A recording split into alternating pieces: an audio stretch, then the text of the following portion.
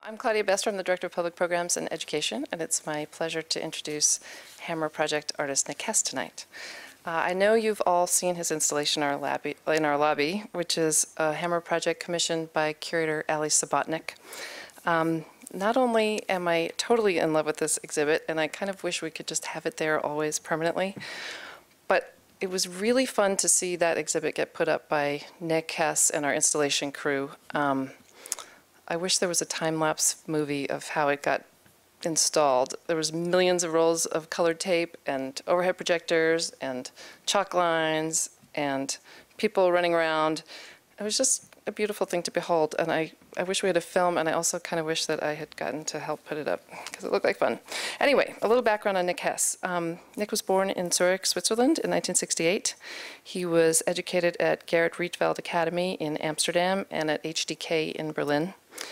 His one-person exhibitions include Food for Less at Museo de Arte in Zapopan in Guadalajara, Mexico, Rice Fields and Bushes at Casa del Lago in Mexico City, Guten Morgen Deutschland at Haus der Kunst in Munich, Logo at the Swiss Institute in New York City, and Nic Hess Together Now at the Drawing Center in New York. Highlights of his artistic career, however, are not limited to gallery and museum exhibitions. For example, in 1997, Hess and his father designed an orphanage in the city of Jeandion, which has now been renamed Shangri-La. The project was funded by the Swiss Foundation children's charity Tendal Gyaltsur in Tibet. Hess still visits the orphanage every few years, and he just got back from visiting there with his father this year. In 2001, he was a recipient of a PS1 grant, and he's also received the Swiss Prize for Art twice. And next year, he's spending 6 months in London on a Swiss studio grant. So please join me in welcoming Hammer Project artist Nic Hess.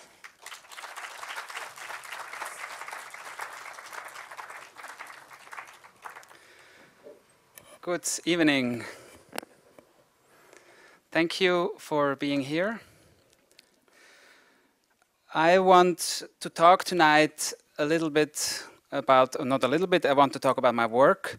I want to introduce 4 bigger installations I've done, including this one here at the Hammer, and 2 in the past, and 1 I look in the future a little bit, or one that will be installed in September. So maybe I should start with the history. Oh, good evening, sir. You were here when we installed a couple of times, I guess. Yeah. So a couple of months before I started to install here, I was starting in my studio to make maquettes. My first idea was to kind of make a Chutes and Ladders game, or like a game of life, or like a game where you step forward with cubes, so like from birth to the death, actually. So I like a little girl to the death, actually. I did a lot of different proposals or like designs in it, or in this maquette. I had always in mind actually the 2 main walls, the big ones, and the shoes that you see, like the baby and the shoes, that was for months my main my main subject. The shoes, for example, I mean these are like big transparencies of offset, for offset printing, commercial transparencies. I wanted to include them, but then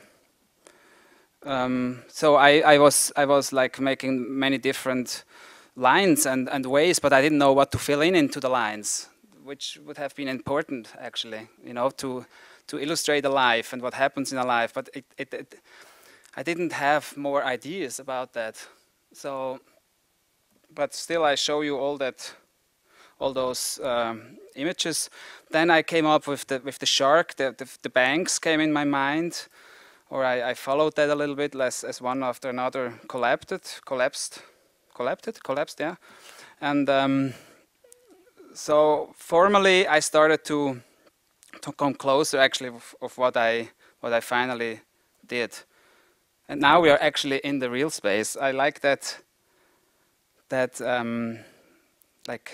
gap from the maquette to the real one, because at the real one it's actually more fragile and it's more there's more details, obviously.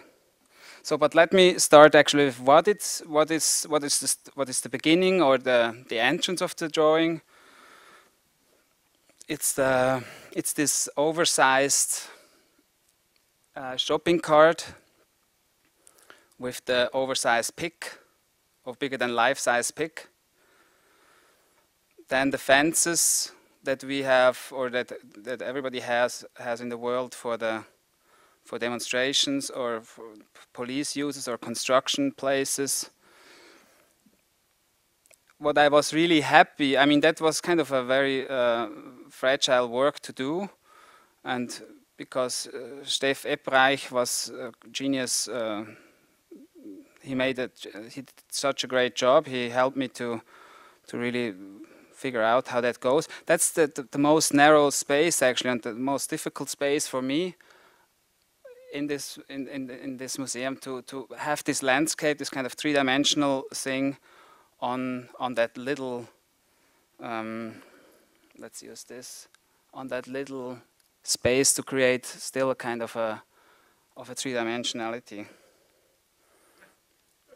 That's the little man walking after he jumped over all the fences. He's a little older, but he jumps still. That's next to the elevator, actually monitoring or taping people coming out of the, or waiting for the elevator.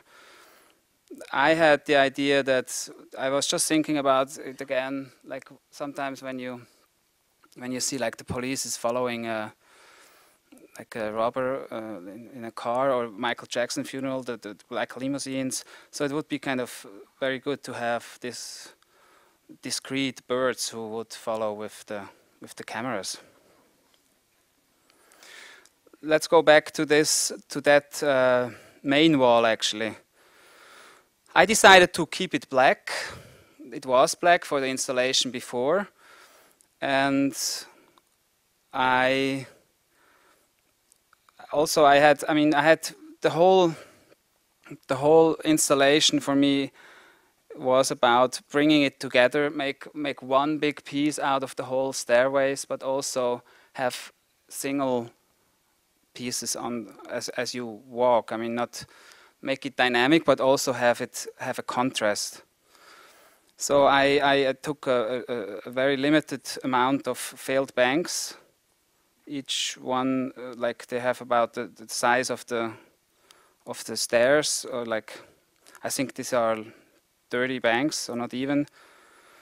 By now there are like 80 or 90 or 100 banks that failed, and I took them actually from their logo, from their writing. I checked them all on the internet, and some of them they not even have a logo.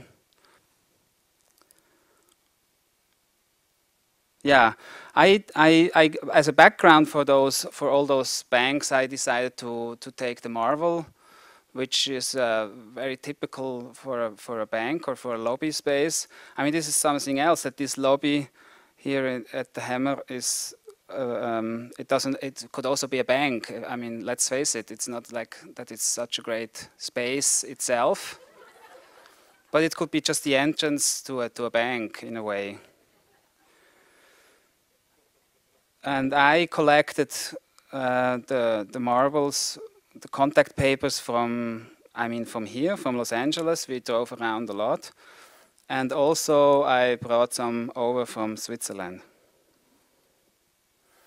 So what it is actually, you have, once you walk up the stairs, you really you have to look at those banks, and because all of them you will never hear of them anymore, because they are gone now. Some of them, they are just one branch somewhere in a state, so I wanted, and because it's temporary, the whole installation, I thought that's appropriate to have a little collection. That's a detail which comes, which is the extension of the water skier. He holds he holds it back, and they are just running. Those people are running and then falling down,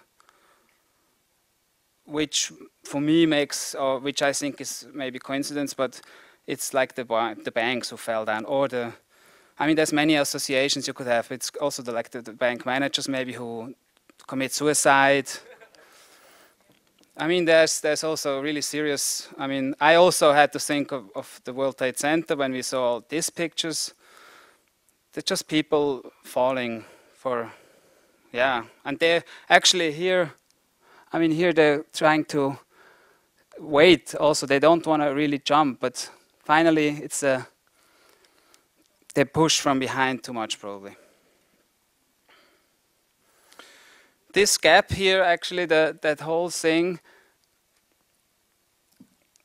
When in the beginning, when I saw the space first, I was always thinking, what shall I do with that gap? Is that something? Is that a natural border? Is that a natural line that I should accept, or shall I do something that really goes all the way, like really fast, dynamic?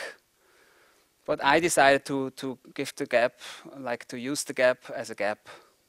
What's over now, or what's left over from the chutes and ladders, is probably that elevator stair here, which because this is actually a main wall, but I wanted to have something very simple on that wall, and something that really from here it takes off again. I mean, like that whole. Somebody told me during the installation, somebody from the museum, I don't know if it was, I don't know who it was, but anyway, that Mr. Hammer had a secret elevator when this used to be his office. So nobody actually knows exactly where it is, but the rumors saying that he had like a secret private entrance. Here's another kind of overview.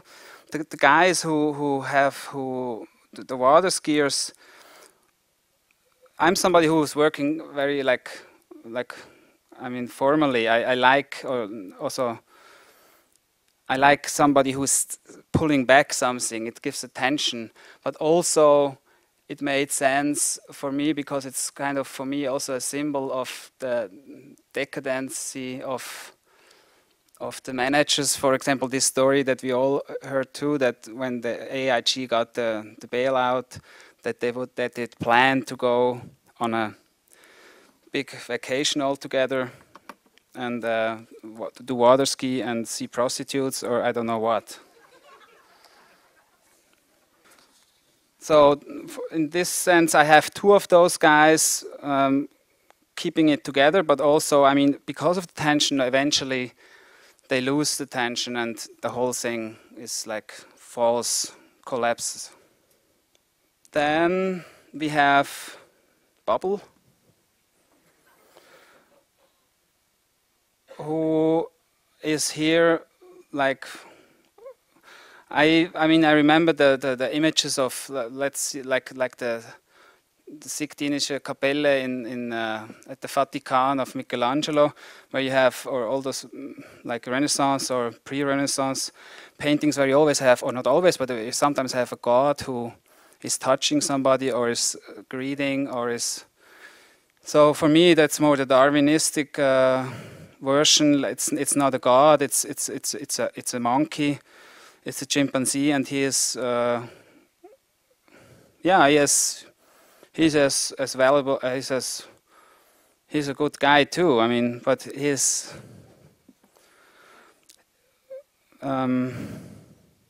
Yeah, it's kind of random why he's there. But on the other hand, he's next. I mean, he's very close to us. We all come from him, I guess. Let's go over to the to the third part, I think this installation here, the automatic crash response, is actually divided in 4 parts. It's the pick and the shopping cart, which ironically, I mean, in Asian culture, the pig is for good money, stands for the money, for the luck with money. I more did it because the pig is, I mean, because it's a behavior like pigs behave, or the big shopping. Yeah, I did it for a different reason, but I realized afterwards that you could read it also in that way.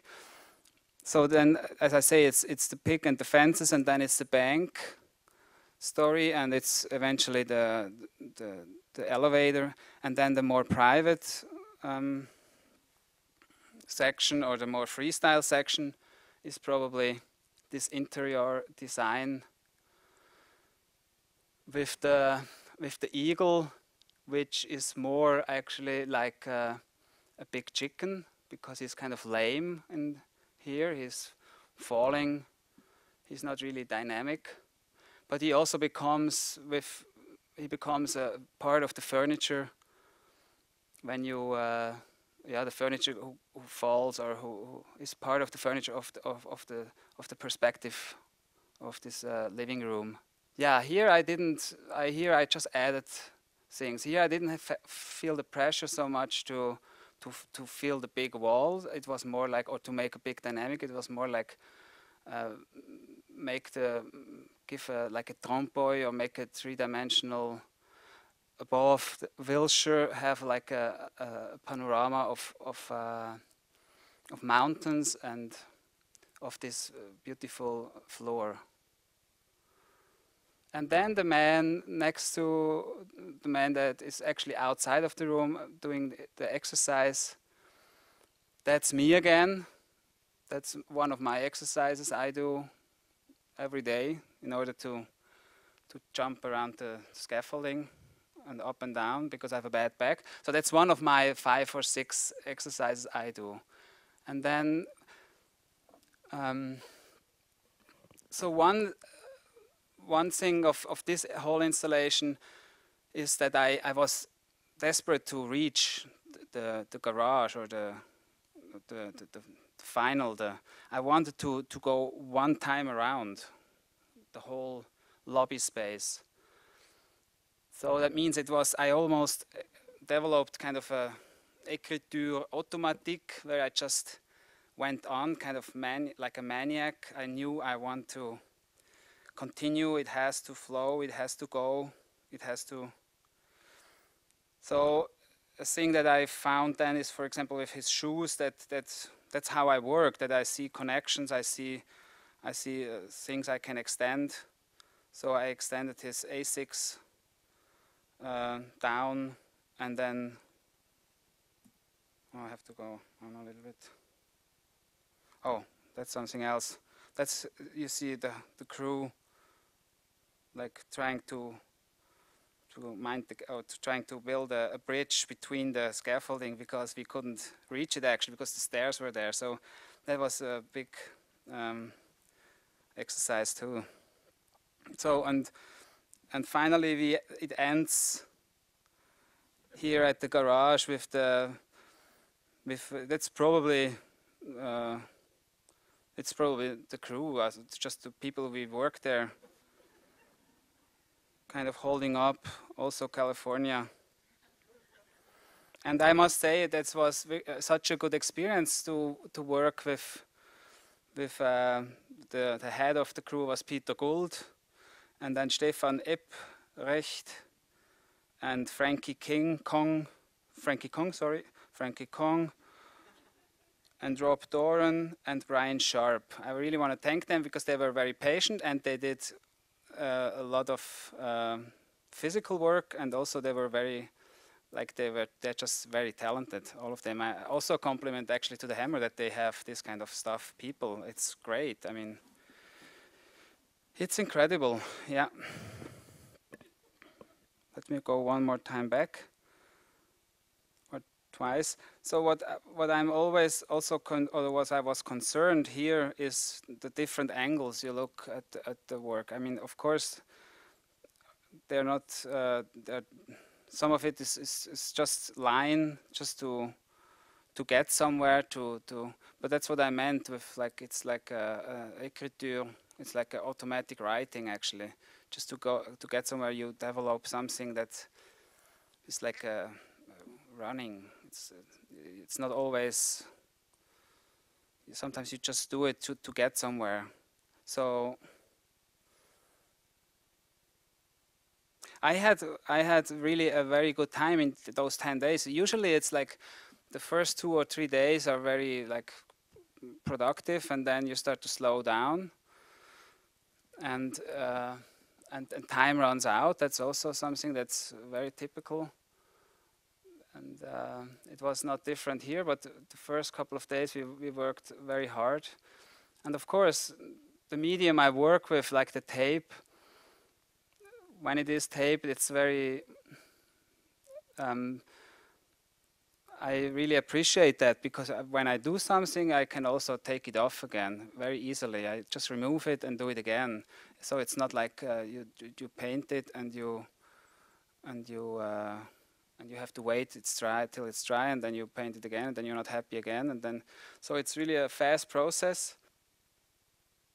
And it was just there are things I would have done different, of course, because it was always very full with scaffolding. We never saw the whole thing, and I've been here now 3 times, and every time since we finished it, and every time I feel like different. Sometimes I think, okay, yeah, it's empty, then I think it's full again, then I think it's empty again. But finally, my goal was, as I said, is to activate like spots on these walls in this lobby, to make the lobby more like human, to make it more like a museum space and not like a lobby, not to have something that I just bring, or not just bring, but not a wallpaper. I really wanted to let it grow from the beginning to the end, and it's kind of linear. It's not very layered. It's actually a linear drawing which has a beginning and an end. What happens to the tape afterwards? Actually, since the beginning that I work with the tape, that's about 9 to 10 years, I always kept the tape. So when I have to deinstall a drawing, then if I'm able, then I do it myself, or I ask like museum staff or like friends if they are able to take it down. So some of those drawings have become balls, like real soccer size balls, very heavy when I do it myself. They're very round when I'm doing it myself. When I'm not doing it myself, then they look more like this. I do like the idea that they are really heavy and round, because that is for me like the implosion of the drawing, of this industrial material, which comes down in 95 of the cases and becomes something really heavy. Like it's like a materia was just those spread out drawings just are like, yeah, you can almost feel it. I mean, let me see. For example, in this one, there are like this is the paint, the picture of it. I did really like I did it like the colors, like so. Outside is one color, and then you see it's almost like a three rings. So, and this is probably the heaviest one, and I had like carpet tunnel after. I mean, I'm not. This is a very heavy one and very dangerous one. This is another one. I call it bread. That's also done by a curator. Yeah, for me that's. I mean, like, let's say 10 years ago, I was fine with just taking it down. I didn't care so much, but now I'm a little bit not hurt, but I'm always a little bit sad actually, as I grow older, and so I'm so happy that they are somewhere stored and people have them, and I don't know how many I have. I think I have probably 60 or so. They are not all mine, but they are existing. Okay, let's go to the next one. This is called 51 Views of Mount Matterhorn. It was, or it is, commission work by the friendly American company Dow Chemical for their headquarters in Europe. They chose 5 artists who could deliver in a proposal. It's in a beautiful location high above the Lake of Zurich. So yeah, this is about, just to have the dimensions, it's about 20 meters. There are 2 corners in it. Here we see it. So when I showed them my proposal, I didn't show them everything. I showed them a rough idea of what I wanted to do. That was to have their logo included, of course, which is this one here. That would be the saying, it would say Dow still inside. And but they knew more or less that they would also get like the smoke. What you see here is like the ground floor of the building. Here we see that desk we just saw before, and the red dot where you are.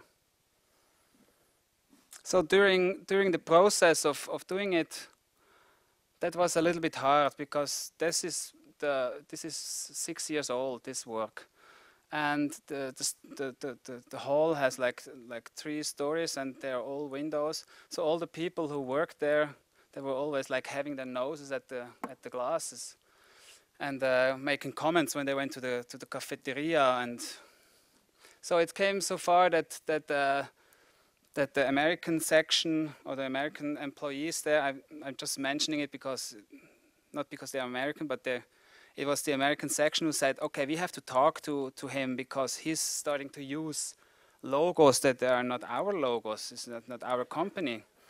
And we don't want people, why would he use other logos if we don't want people to use our logo? So we had a meeting. We had to go to the CEO on the top floor, and so finally the CEO was Italian at that time, and he said, "Nic, you can do whatever you want." So I could actually go on with his support, which felt, of course, very good.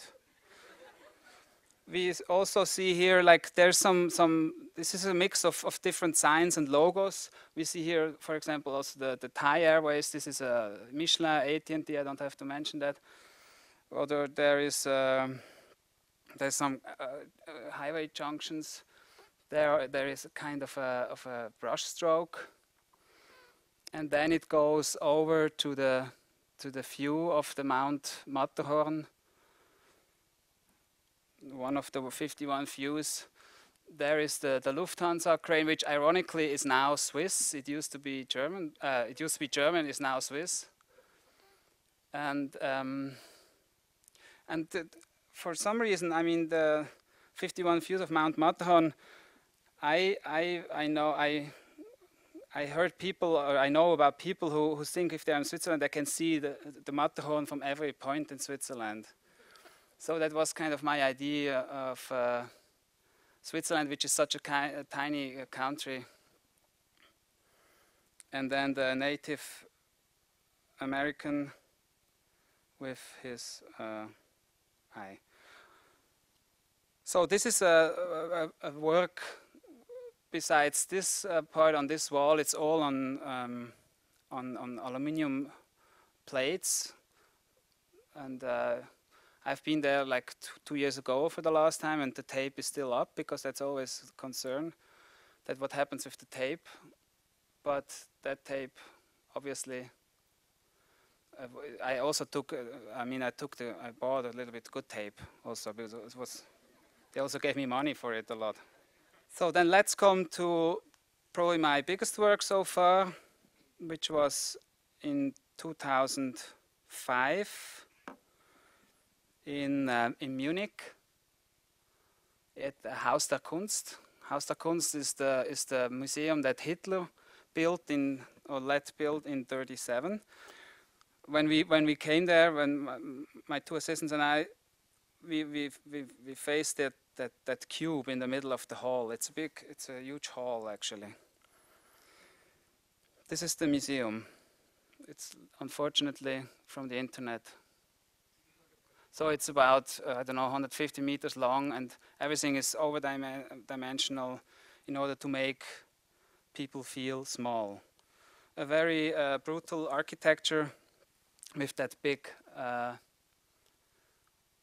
with that cube in the middle. So we had to start first to put that cube in parts. I decided to do it with a big animal in a big museum and a big cube. So I cut out that elephant, but then we couldn't transport it, so I had to put wheels on here. It also fell, and we just jumped away. It was about 500 kilo, so imagine we couldn't work for the whole afternoon afterwards because we had a shock. So it ended up not having, we didn't know where to put it, and we put it finally into the stairways. The maquette, or the little elephant here, is also a mid-size. There is one that is even smaller, which is from my earliest childhood, which has exactly the same form. So we put them there, and with the next image we zoom out again. You see the elephant here. We zoom out into the space. Here that was like an audio island where I daily I was saying something. I was taping my thoughts and about the progress, about why am I doing that.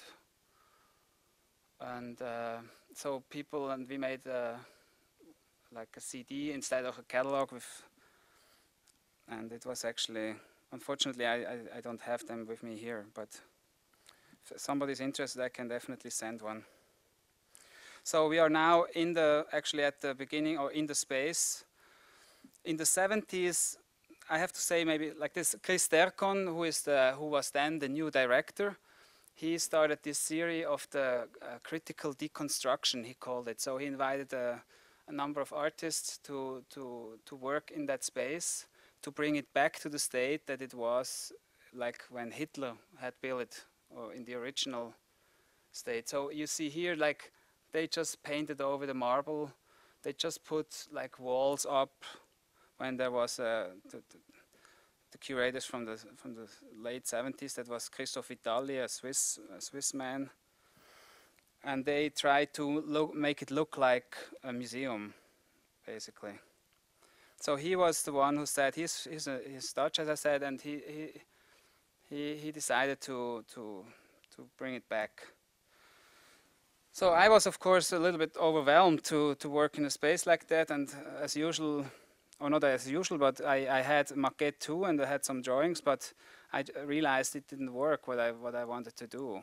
Not from the content, from the subject matter, neither from the dimension of the space. So this was kind of I started actually with one of those things, like make a big Zeppelin, like in reference of Graf Zeppelin, the airship constructor. That is, you just saw it from one space from one point at the space. here I have a little, that's a kind of a panoramic picture just to get an idea how big it is. But unfortunately, I must say it is not the best pictures because you don't get, it's about 14 meters high. So another thing from that cube was that I made this little Marlborough house with the cover that they had from, as I said, from the 70s. I brought a door, and I made like this, how do you call that? Like this kind of wood construction house. So I found those. That was I saw a series of Gerd and Hilda Becher at the postcards at the museum shop, and that's where I got the idea to put like this German Swiss style house on top of that marble pack. Here, as we go further, I put that refreshener tree. You will see why I did that actually. The next picture. So that's why that's exactly. Well, let's go here. That's actually here, starting here. That's this door. So that's where Hitler had two famous speeches at that time, and he had those trees next to him, huh? So you see also the gallery here. You have the gallery. You don't see them. You didn't see them when I had my installation there. So what I did was I put also a big crooked mirror there. So when you walk toward this spot, at more or less at the spot that he would stand, then you would start to see yourself in the mirror. So I was very I mean, as a Swiss who has kind of a strange understanding of history, I was very much under impression about the fact that this man would like have stood there and having speeches. So and then you would see that fish in the mirror, and as you turn around, you would see the whole fish again. Like from one point, you see the complete fish who eats here little animals. So then we go towards the left, and here I started to, just like as a maybe an archaeologist, I started to cut out certain things just to find out where are the beams. I brought actually all this marble again, because this is all, the whole museum is just full of this brown marble that Hitler had brought from, or that was a gift from Mussolini at that time. And there was, so I cut just a couple of things out just to see how it looks like behind it. So even here is the marble, and I had this big world referee here that fell down. It's a Foot Locker logo, which is it's also from the Cube. It's an leftover from the Cube. And there was in this summer there was this big show, the MoMA in Berlin, and then I allowed myself another joke saying "Die Mama" in Berlin. So he has fallen. This referee has fallen into a wesp nest, kind of, out of styrofoam. What I discovered at the last 2 days when the exhibition was so far installed, all my interventions, then I discovered all these little things in the floor. I don't know how you call them in English actually. I wrote it down, but I cannot find it now. So, and then I kept finding them in the floor, and I connected them into a kind of a star image. That face here I found in a Variety advertisement from the 20s. why it really ended up here. I think it was sometimes, as I said, sometimes the things I put in are kind of, I just feel it fits from the time, or it's, so I was just attracted by that guy. And here we look back to the audio island, and here we find, I don't have a picture of that, but that was the founder plate, or the founder, yeah, where all the founders are from then, all these German families. This plate, or this big thing, was in the cellar for like 50 years until it got, they found it and it was smashed, and then they renovated it and put it up again. Here we have I started to imitate the marble. That's kind of yeah, it's painted in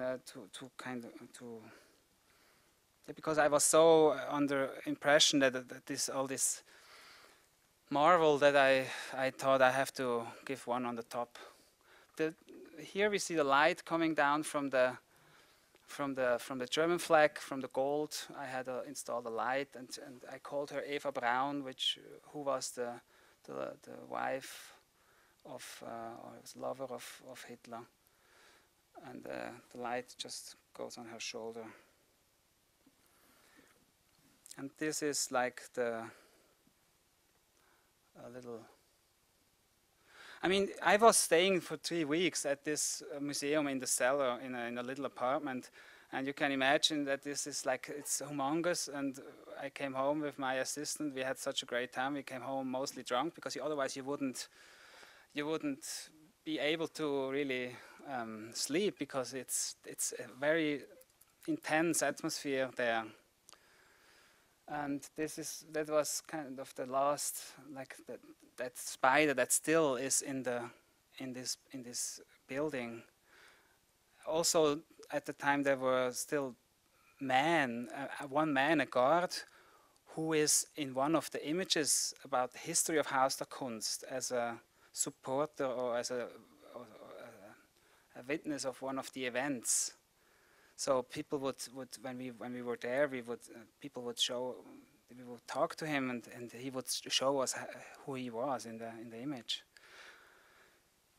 So I haven't been back since the Haus der Kunst now is as it was. I'm a little bit afraid to go. I imagine it in a way beautiful, but also probably very even harder and more intense than.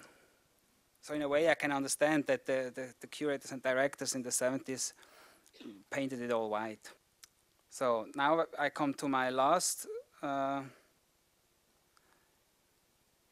images or 15 images.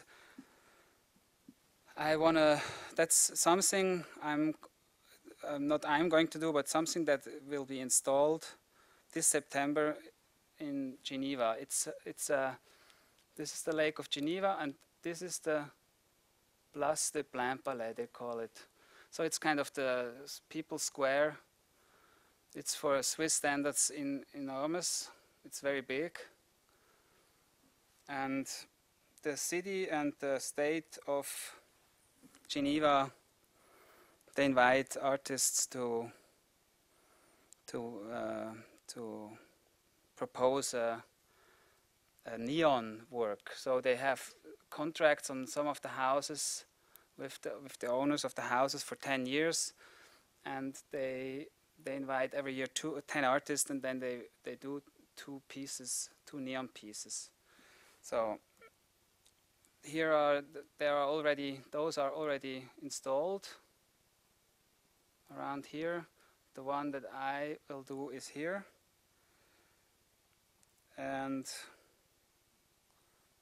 we have here, that's Tatsuo Miyayama. That is Swiss artist Jérôme Leuba. That is Sylvie Fleury, Yes to All. That is Dominic Gonzalez Förster with a writing drone, what is it called? Tempodrome, with typograph, the typo of which always makes different forms, it changes. We have Christian Jankowski, soll ich noch Geld ausgeben? Shall I still spend money? The whole square is surrounded by several also just commercial neon signs.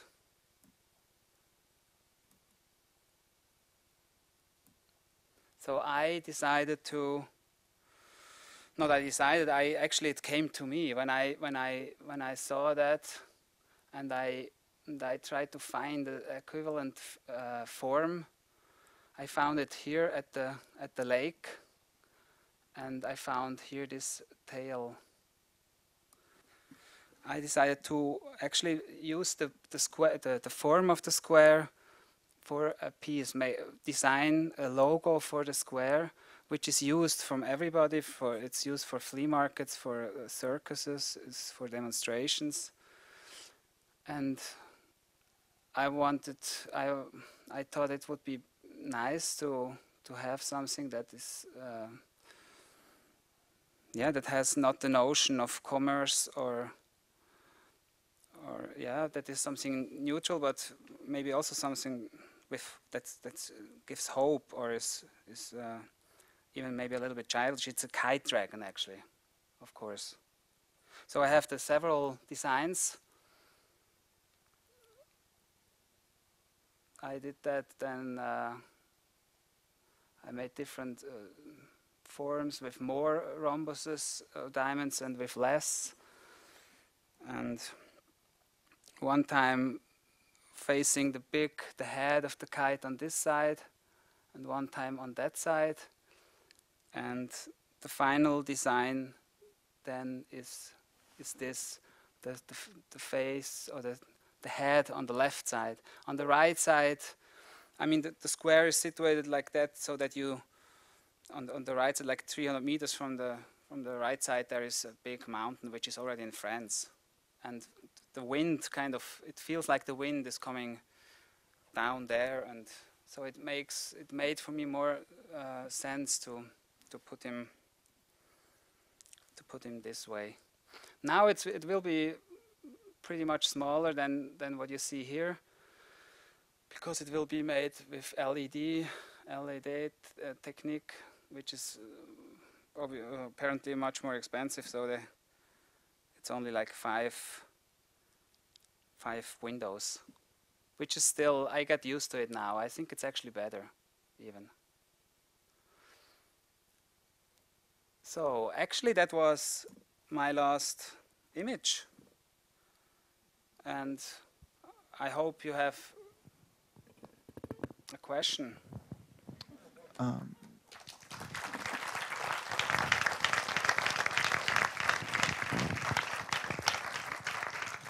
If you have questions, we have microphones and we can bring them to you. So please wait for them.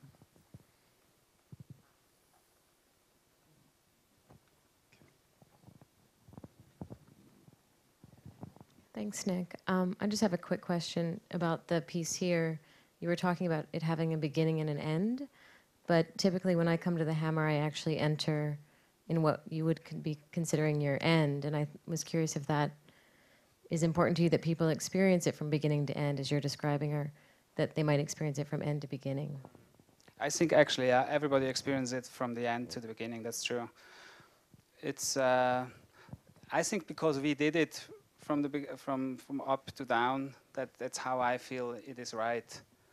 In this sense, it is important for me, but I think if you take time, you figure out that it doesn't matter probably. But it's actually it would have been nice too if they walk towards the hall.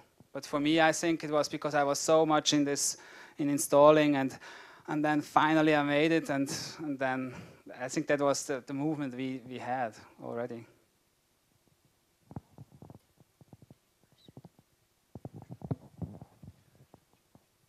On your the desk area or the living room area that's over the entry, your vertical lines read as floor on the left and far right, and then suddenly they turn in, excuse me, they read horizontally.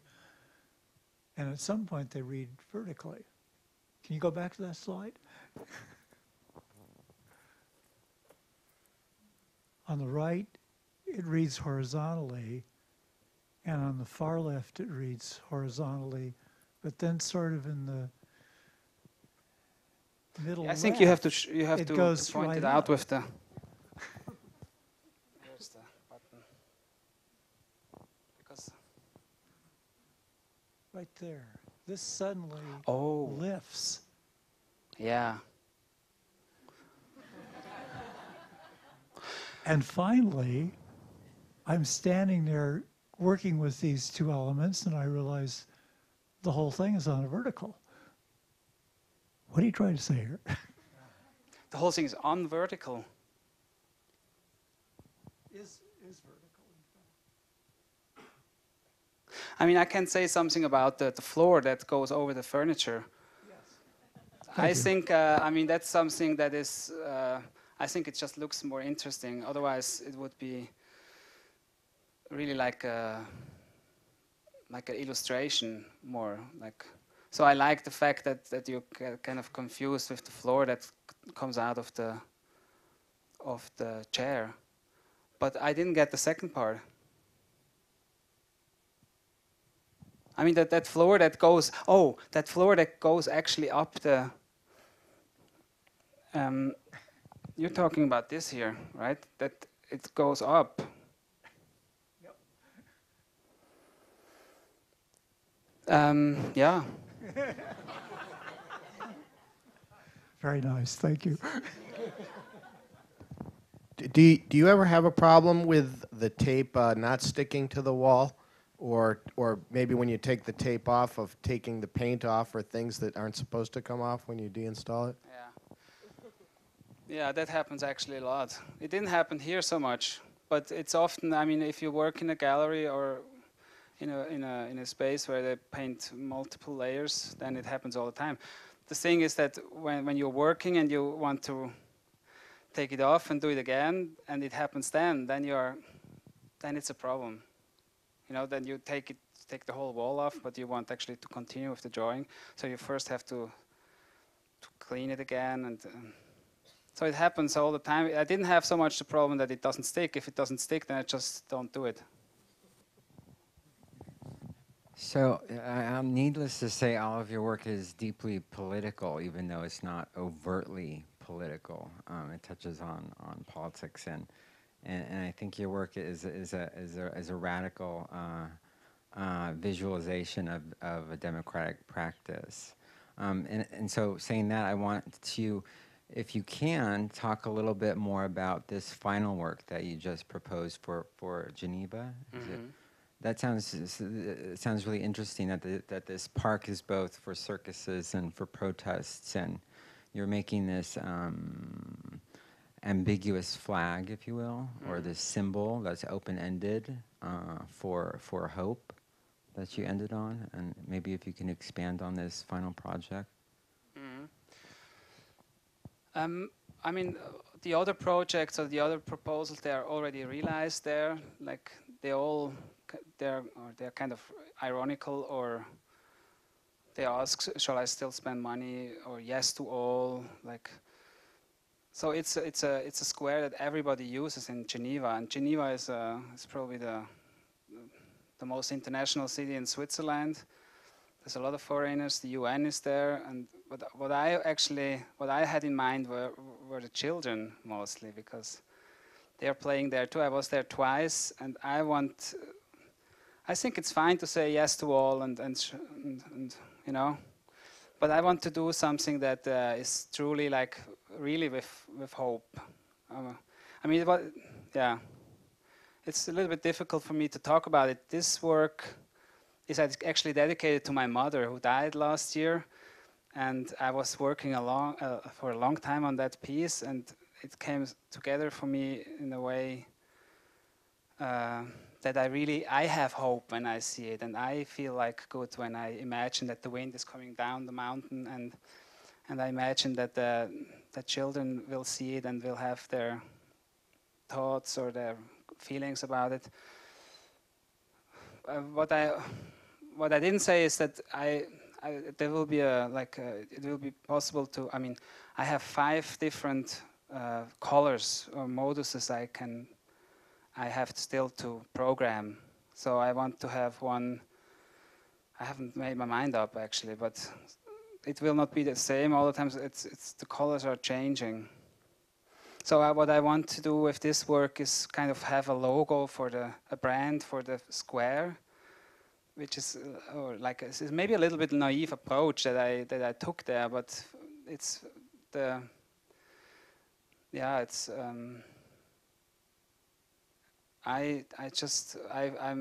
I'm not often in love with my work, but with this work I'm in love somehow because it's free of second thoughts. So I'm very happy and grateful that I actually could come up and would see the lake, that the lake has a rhombus shape like this, and that the Rhone, the river would be the tail. And so, yeah, I'm very happy about it. So, yeah.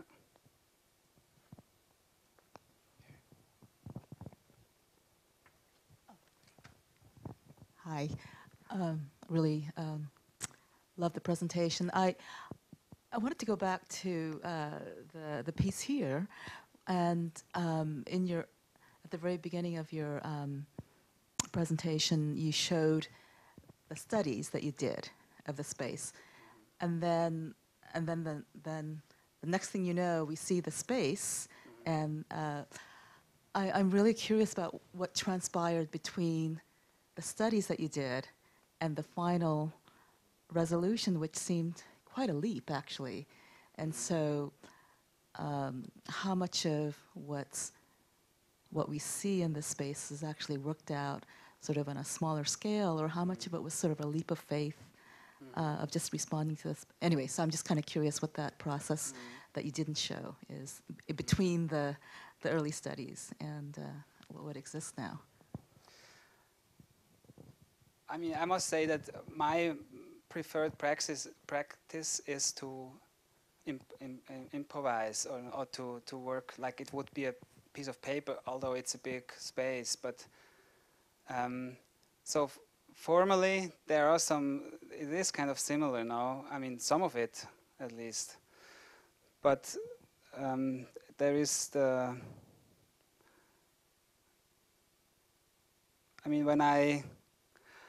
it looks good often things look good in a maquette. They look kind of strong, but while you're in the space and walking through the space, you discover other things, and you see the other walls, which also are part of the piece. So that's why I decide, for example, to not have a brutal like one figure on the wall, but have more details. But I did not even take that out of my transparencies. I did not even project those things because I just felt it has to be more of a process, like start somewhere and then go slowly. So it's kind of an addition of many things. Does that somehow answer your question? I mean, there's much more details in the original piece than in the proposals or in the maquette.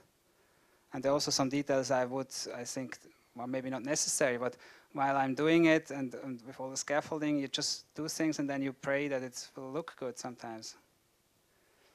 So I try to make it as difficult as possible because some of the maquette things would have been very easy to realize too. So I'd rather take the risk to maybe do something that's kind of strange.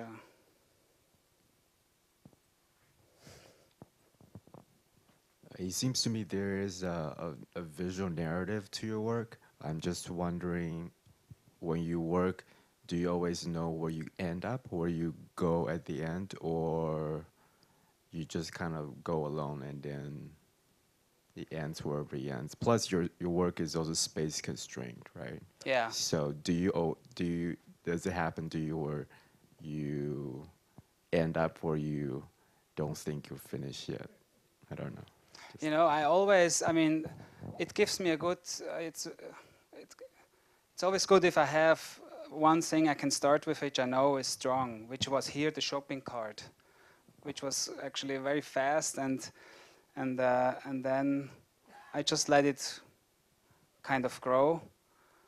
But I wish I would start in maybe a piece, and I would just start with something small and let it grow then. But I haven't done that so much because I always see the whole picture, and there's always something I really want to say or want to enlarge. So it hasn't happened, and I hope that I will do a group show in Germany this fall, and I hope that I will start with something just small and just look how. Doesn't know how I don't know how to end anyway, but sometimes I just do a line, and then the line looks dynamic, so you have resolved something again. But I mean, here I definitely knew I want just to end at that glass at the garage. That's the goal. And so but this is a special case here, because that was the thing that it's not just like like 4 walls, it's like the column, it's a, yeah. I don't know if this is a trend or not, but I've been noticing a lot of amazing artwork recently that's very tied to the architecture of the space that's involved, and really actually brings the person into a much sort of greater connection and deeper understanding of the architecture. In the case of our lobby, maybe that's not a good thing, but no, I'm just kidding. But I would love to know, are you trained as an architect, or do you have a specific interest in that? Is that? Yeah, I was actually, I mean, I made an apprenticeship in Switzerland from 16 to 21, and in architectural drafting. My father is an architect, my grandfather was an architect, so it's kind of in the family, the drawing. So I did, yeah, I'm a technical drawer, basically. Thought so. Okay, last question. Nic, you mentioned that 95% of your work is, you know that it's going to be temporary. And I'm just wondering, my first question was going to be, is the other 5%, is it problematic to, keep it maintained because it's this temporary tape? And that is one question. But the other one is, as I was thinking about that, if you know that it's going to be temporary, if you know that you're going into this with this kind of vast canvas and these large spaces, does it allow you to take more risks or more kind of expansive uses of your vocabulary than the other 5% where maybe you're having to create something that is permanent? That's a good question. And the other 5% are probably objects, I meant. So maybe it's 90% and 5% is forever. But what you're saying is with the taking a risk. I mean, I'm very still. I mean, maybe that's because I'm trained as an architectural drawer or draftsman. That it's always it's pretty clean, no? It's always like formal. And I think I still have to. I'm not saying that to make my work smaller, but that's the way. I wish sometimes that I would be really more brutal, and because of the fact that it's just temporary, sometimes it's a month or 2 weeks. Actually, you could go really crazy, and I'm still very specific, and I have my themes, I have my subjects. So I'm still waiting for the day that I'm going crazy. I mean, with the tape, for example. I'm serious. I mean, sometimes I start really like brutal, and then, I mean, it's always that pressure also that you have an opening coming up, and like there's a deadline, and then I start to clean it up maybe a little bit, but also it's yeah, I want it to make sense, even if it doesn't make sense. But I'm not so much maybe. Of course, the tape is an important factor in my work or element, but the tape is not. I'm not working with the tape because of the tape. It's because it's very practical for me to work with it, because I like to work in big surroundments. Well, when that day comes, I hope you'll come back. And thank you so much, Nic. It's a great talk. Thank you very much.